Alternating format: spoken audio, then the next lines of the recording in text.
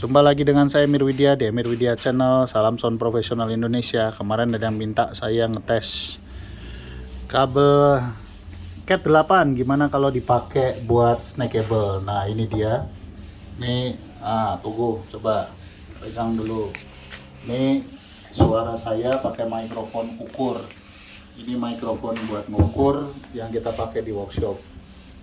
Nah, ini nyala pakai kabel mic biasa di sini. Ini mic-nya di sini. Ya. Sambungnya di sini, ini sambung di sini. Ya, ini dari sini pakai Cat 8, nyambung lagi di sini. Nah, ini channelnya kan cuma satu nih. Ini kelihatan lah di sini levelnya ada kok. Ya, masuk dengan baik. Ini kalau saya pencet PFL, itu sinyalnya masuk dengan baik di sana. Dan kalau pemirsa Anda mau lihat, di sini saya pegang ya. Ini mikrofonnya saya taruh dulu. Saya mute deh channelnya. Jadi kalau Anda lihat di sini, ini di sini saya pakai sambungan untuk Ethercon ya. Ini yang saya import, bisa disolder sini ke samping sini. Ini tuh groundnya. Kemudian ini positif dengan negatif di ujung sana.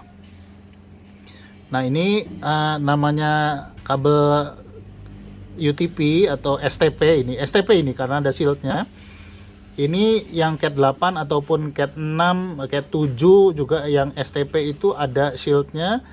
Semua kakinya itu ada 8. Jadi kita bisa pakai 4 kabel analog. Ini baru satu jalur yang dipakai. Jadi kita bisa bikin snackable yang jalurnya 4 sekaligus gitu. Ya. Jadi kan tadi sudah dengar suaranya. Nah, ini pakai mixer kampung.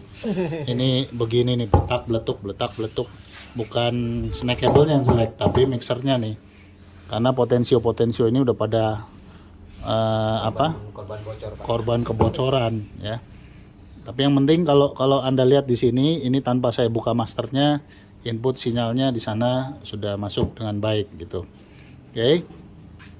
Nah, kalau mau lihat kabelnya, ini kabelnya jadi ya, itu kabel kategori 8. Right. Si diem nih kabelnya. Ya, bisa 40 GB per second. Sep, 2000 MHz itu apanya ya? Bandwidth-nya, Pak. Lebar bandwidth-nya. Betul. 4 PR tuh 4 pair, berarti 4 pasang. 22 AWG ukuran kabelnya. Enggak, ini snack isi 4 aja. Snack isi 4. Jadi kalau Anda yang mau bikin snackable murah atau eman-eman ngebuang kabel gitu kan? Ya dong, zaman sekarang kabel mahal. Jadi ini bisa dipakai buat nanti kalau punya mixer digital. Ini 30 meter masih digulung begini sih. Ya apa boleh buat karena saya males nggulungnya lagi. Keras nih kabelnya, Pak. Kabelnya juga keras lagi. Coba sih ini kalau itu ini kan di mute nih. Coba ganti ke kabel biasa Ini kabel pendek begini nih. Yang channel berapa sih? 3. Channel 3 ya.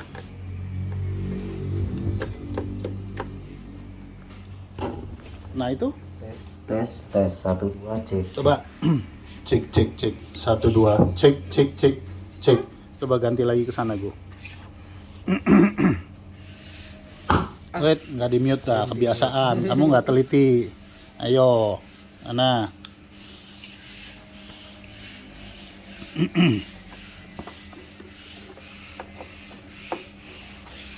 Cek.